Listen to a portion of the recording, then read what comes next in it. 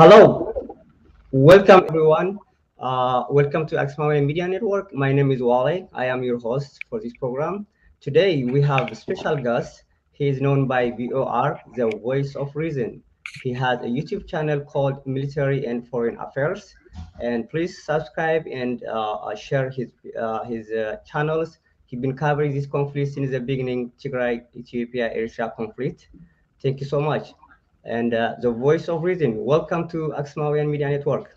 Well, thank you. It's a pleasure to be here.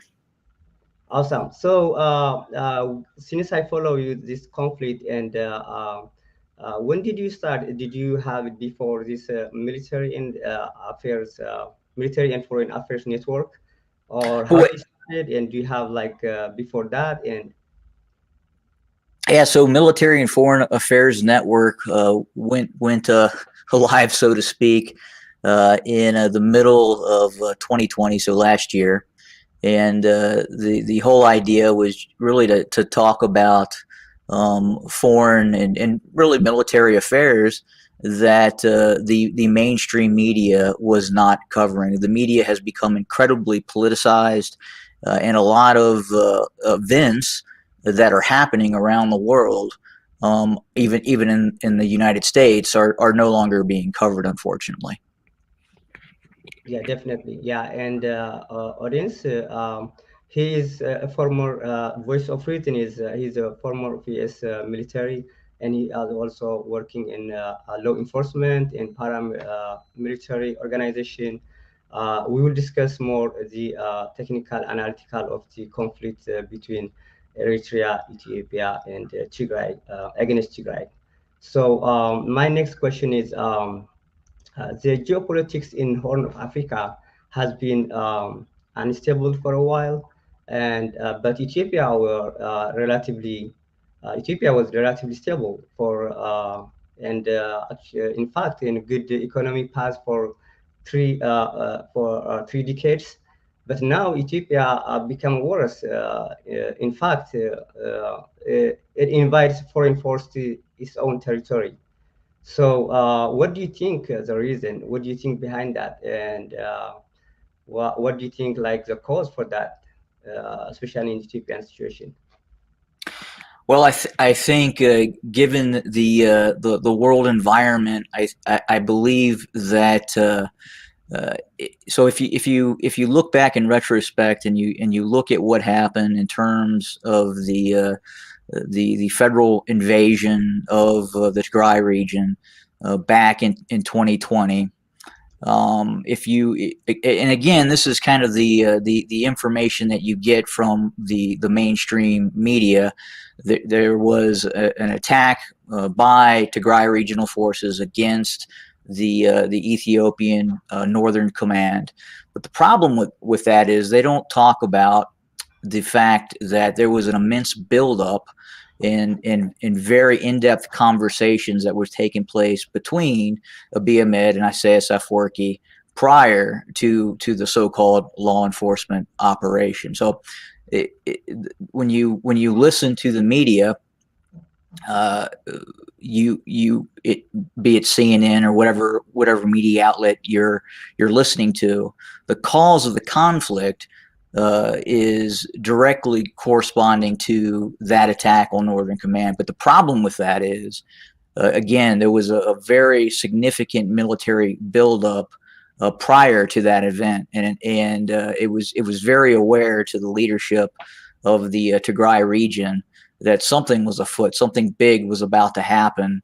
And if you believe in the philosophy of preemption, especially if you're getting ready to be hit by an opponent that is much bigger than you, well, you just don't wait for that punch. You have to respond before that actually occurs. Does that make sense? Yeah, it makes sense. Yeah, actually, I want to add on that, and because it was like a Tigray government election before that, and the Ethiopian government wouldn't really allow to do that, and the reason I think for that was per that like the situation, the conflict was like why they make election kinda, and after that the situation escalated and started, and but the Western media they just getting feed only from the Ethiopian government and it's misleading. But I was just like wondering, like how you call it like law enforcement when you have like a foreign forces like in your territory. And I want to ask another question, maybe if you have in your experience in your life. I never heard it before, but is it like the first time Ethiopia is like the one invite a foreign force to their own territory, or it happened in some of the countries? Like how that happen, and do you know any situation in military conflict any country can invite a foreign force to their own territory? Well, I think you can look at conflicts that are ongoing, such as the civil war taking place inside of Syria, and obviously, you can see that there are foreign forces entering into that conflict as well. So I wouldn't say it's just a strictly unique conflict, but at the same time, it would on the surface seem very deceptive to announce and when I mean deceptive, I mean from in terms from the Ethiopian federal government to announce a law enforcement operation that's going to take place within one of its own regions per se, when in fact you then invite in a very significant amount of foreign forces, which would be the Eritrean army. Okay, thank you. um, so following you challenge you channels, and I hear sometimes you call it like the former state of Ethiopia, and which is I can imagine probably after this war and Ethiopia is falling apart. But do you think like Ethiopia is falling apart because of this conflict? And in fact, Ethiopia was one of the strong economic growth before probably 5 years from now, and very solid security for the Horn of Africa. But right now, Ethiopia is in question mark, and there is even like IMF withheld from the economic growth level is like unknown and unstable. But do you think Ethiopia is falling apart or disintegrated because of this conflict? Yeah, I believe it's severely fragmented. Obviously, I think within the capital, Addis Ababa, things may feel and look a little different than other parts of the country. But I mean, you have significant areas of the country that are no longer in government control, meaning the federal government, the forces that are loyal to Abiy Ahmed and his Prosperity Party. The Again, large areas of what we know as Ethiopia are simply not under government control at this time. There is no direct no law enforcement. It is a fragmented state right now. Okay, and let's talk about the involvement of Eritrea and other countries in this conflict. Eritrea is fully involved in this war, perhaps welcomed by the Ethiopian government and its people to invade Tigray and destroy. In fact, General Tzadkan ገብረትንሳኤ, the former Ethiopian chief general, and now he's chief general of Tigray Defense Force, stated in his interview on the New York Times, Isaias Afwerki, the president of Eritrea, is the mastermind of this conflict. And do you think on that analysis? What did you comment on that? And do you think Isaias Afwerki is the mastermind of this conflict, or probably somebody else? I believe that Isaias Afwerki is looking to curtail any threats to his power base, and that was one of the issues that brought him into the conflict in terms of the Tigray region. I mean, he has had, uh, and it's just not the Tigray region. There's been disputes with Djibouti. Obviously, the conflict that existed in the border conflicts around Badme in early 2000. Uh, uh, all countries have had issues with the existing Eritrean regime. True, true. And Isaias Afwerki has a very bad record on the Horn of Africa, and but still, the UN is supposed to be doing something for the peacekeepers, but all the time, and almost right now, 11 months plus. There is no any. They call it some of the UN members actually, the permanent members like Russia and China call it like internal affair of Ethiopia. How do you call it like internal affair of Ethiopia when foreign forces are destroying in the Ethiopian territory? And are they excluded Tigray out of Ethiopia, or how do you respond for that?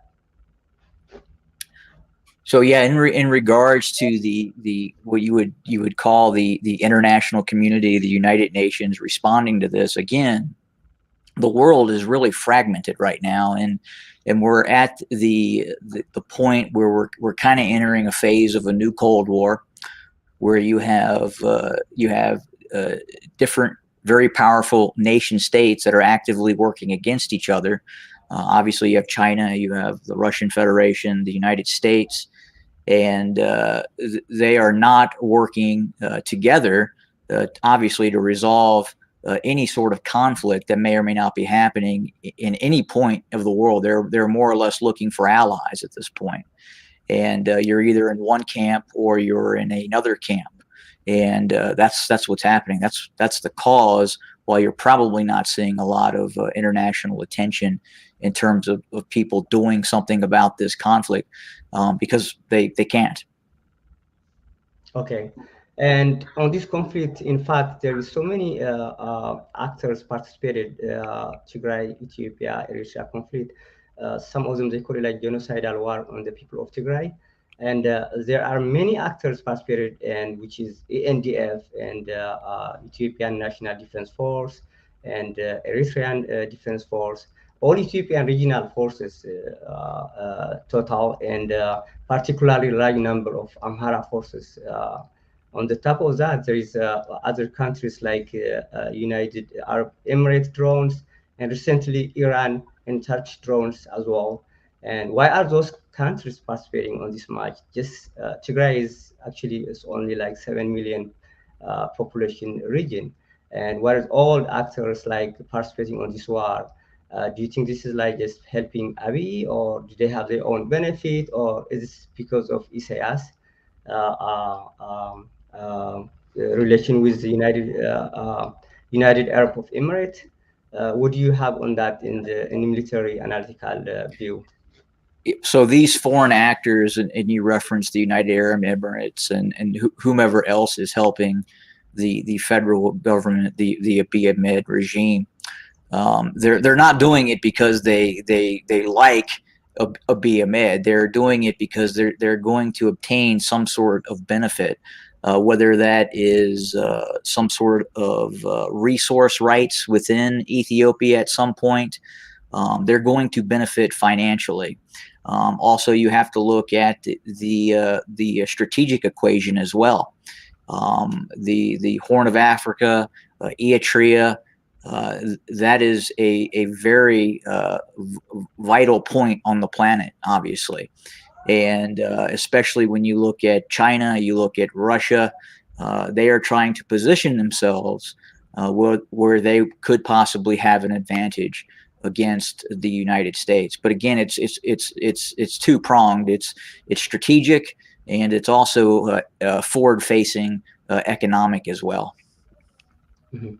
And some of as a lot of like reports from the humanitarian aid and from Amnesty Internationals, and a lot of war crime is committed by Eritrean militaries and Ethiopian military.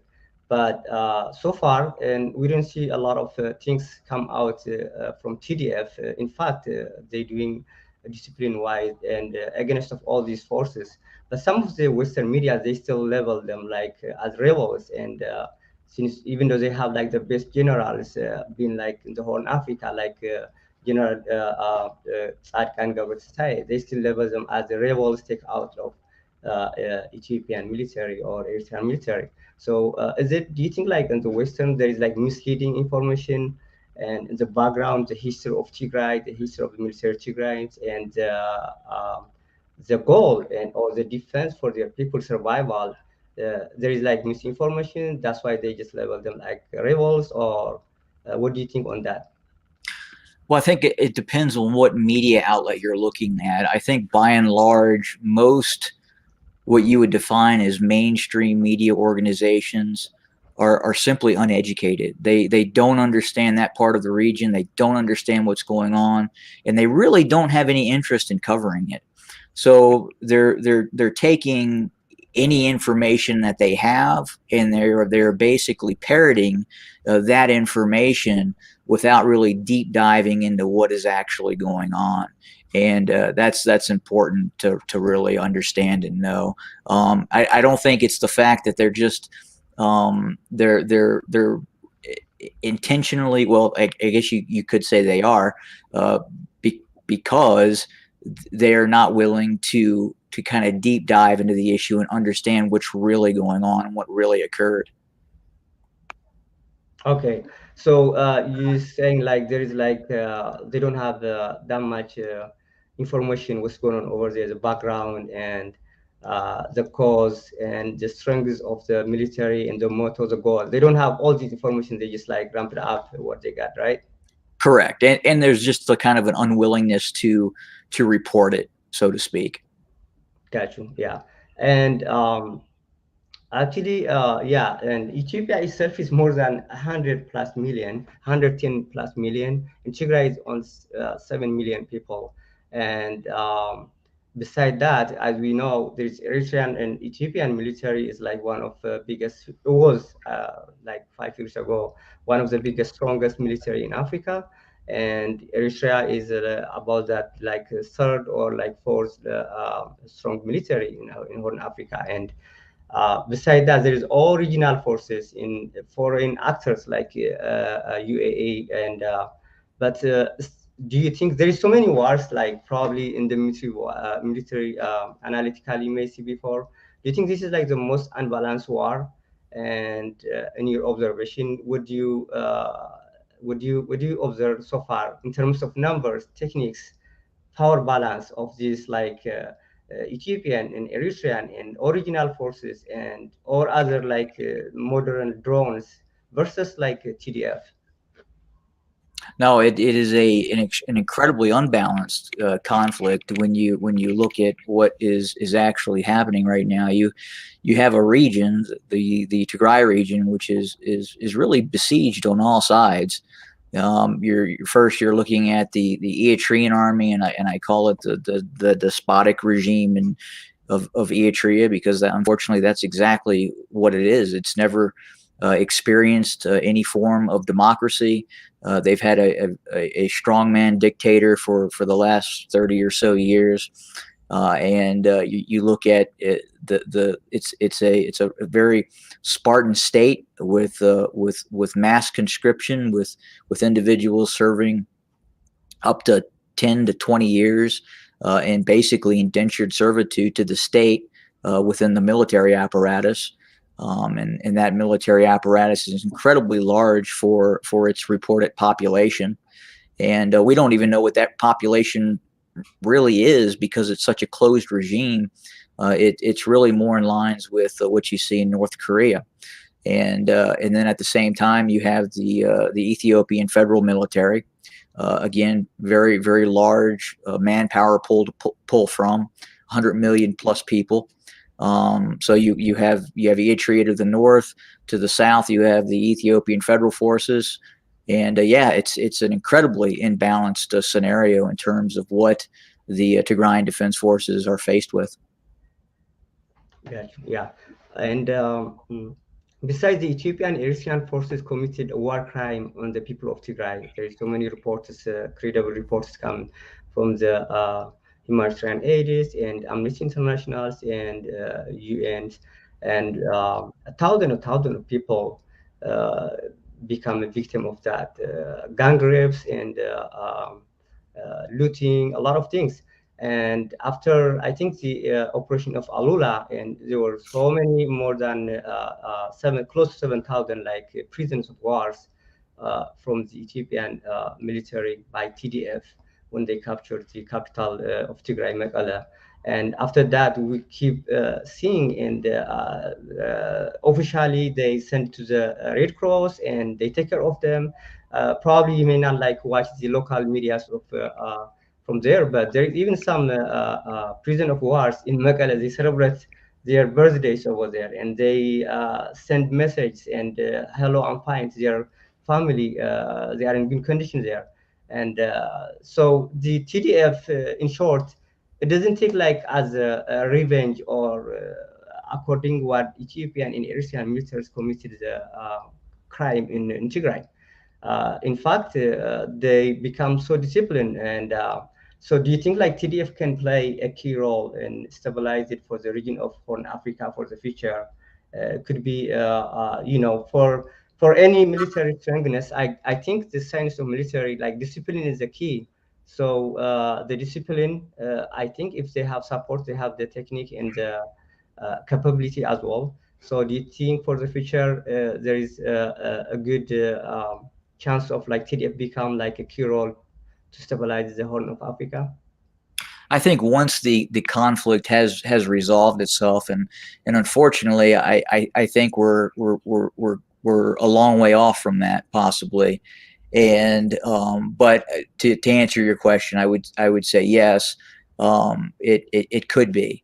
I would also say that, especially within the context of the channel, I receive a lot of feedback that the channel is biased towards the Tigray region or the Tigray Defense Forces, and what I can say to that is if you acknowledge that any human Hmm. has a moral compass, and if, let's say, I were to go back in history and have the opportunity to be taken to a German concentration camp during World War II, well, obviously, I'm not going to report that concentration camp is like a luxury resort. I'm going to say it is what it is. It's a concentration camp where people are being killed.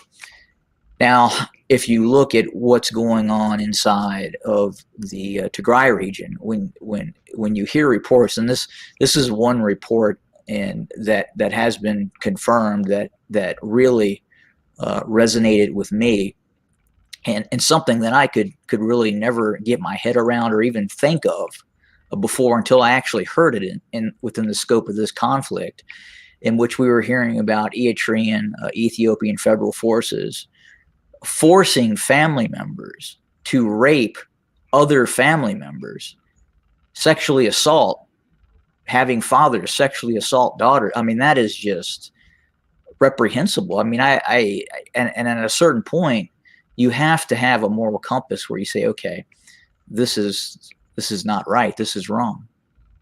Yeah, definitely. Yeah.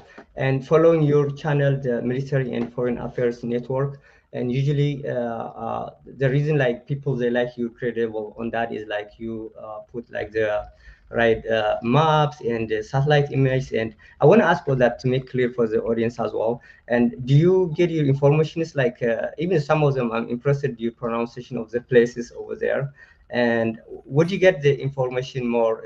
Are you based on the satellite images? And what do you, besides that, what do you, your feedback, your feed for the information to assess your analytical on the Yeah, no, military? absolutely. So some of the information I simply can't talk about, but I would say that information I obtain is open source and closed source. So I obtain what we would call as human intelligence on the ground, who is willing to chat with me and feed me information. And this is just not information that's coming from the Tigrayan side as well. There are individuals within the actual um, the Ethiopian federal forces who may not agree with what is Mhm. occurring. Yeah, definitely, because all the time, starting from the prime minister becomes like so misleading a lot. There is no Eritrean military in Ethiopia, and even though the satellite image from shows like USA intelligence and UK intelligence and so, but they will keep denying. But the reality on the ground is different. So I can see that they may not agree with that, and. I want to ask you on your on the assessment on the Eritrean forces. What do you think their capability to attack again on the from the north to Tigray. And right now the war is more involved with the Ethiopian and Tigray border, and which is Western Tigray. And so there is some Eritrean forces, but what is their assignment? What is the intention you think in the military wise? Why are they doing that? And do you think they're gonna attack again? No, that's a great question. So my assessment would be that right now the Eritrean army is probably not going to invade from the north. I believe that it really has a foul taste in its mouth from operations that were occurring inside of the Tigray region. If the Eritrean army had the capability to remain inside of the Tigray region, we would still see forces occupying large parts of the Tigray region. Now, granted, they are actively inside of parts of northern Tigray. But with that being said, if they had the ability to stay, they would have. And I think that ability has been degraded, and you're probably not going to see another operation. That's not to say there could be, but right now, I think that if they could have, they would have. Does that make sense? Yes, yes. Okay. So another question is, uh, what do you think like this? When do you think will end this war? Do you see any possibility of in this war becomes probably one of the worst war right now, civil war, or and a lot of actors against of like one small region, but it become expanding all over the place. Do you see, as the military analytical, will end soon, or what do you think on that? No, unfortunately, I believe the social contract has been torn up. The level of violence that has occurred is so intense that a political resolution right now is unlikely, and unfortunately, it's probably going to resolve itself through military options. Military. So Yep. okay, military options. Okay, and I wanna since your challenge is really like neutral and based on the ground, and a lot of people, and especially on the Western, whether even like Ethiopian diaspora or Tigrayan diaspora, and other Western medias, they can use it as a good resource. So. Could you it would be good like some audience they suggest if you before you go to your video channel, post it like every of the time, that way they're not gonna miss it. So that's just a comment for you from the audience. And so that way like, oh, I'm gonna be on the YouTube channel like after 2 hours a little early, so that way we're not gonna miss it. And the another question I want to ask is probably last question.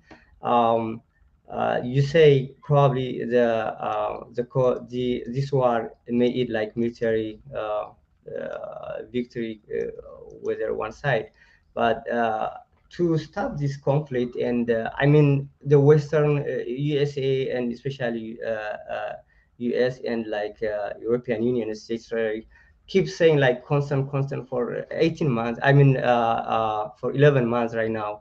So do you think involvement of this, like, whether like UN peacekeeper or US or European Union can play a role to make sure to this war, or possibly to stop it, or it just has to be only military end? No, I think they could. I absolutely think the Western world could intervene and do something about what is occurring. Unfortunately, they're not going to do anything. You within these Western democracies, most people in the United States couldn't even tell you where Tigray is, right? Yeah, Uh, definitely. we know for a fact that even within the context of the current U.S. administration, there are individuals who can't even identify where Ethiopia is. So Definitely. again, there there is not the level of interest to really engage in this conflict. Again, people are when I say people, politicians are looking at their constituents.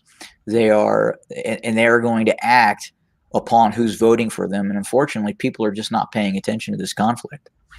They don't True. care about it. True, yeah. I We see a lot of like one police violence go viral in the world, but hundreds of people dying by man-made hunger and gang rapes 21st century, and we don't see that much. So yeah, that's true. And so Yeah. I think we have come to the end of the today's program, and thank you for your information. All this, please keep doing the good work. What you're doing the on your channel and. Before we finish, I will give you a couple of minutes if anything I missed or you want to add or on this discussion, and any message to your viewers, any channel, or any message you want to add on that. No, it was a pleasure to be here.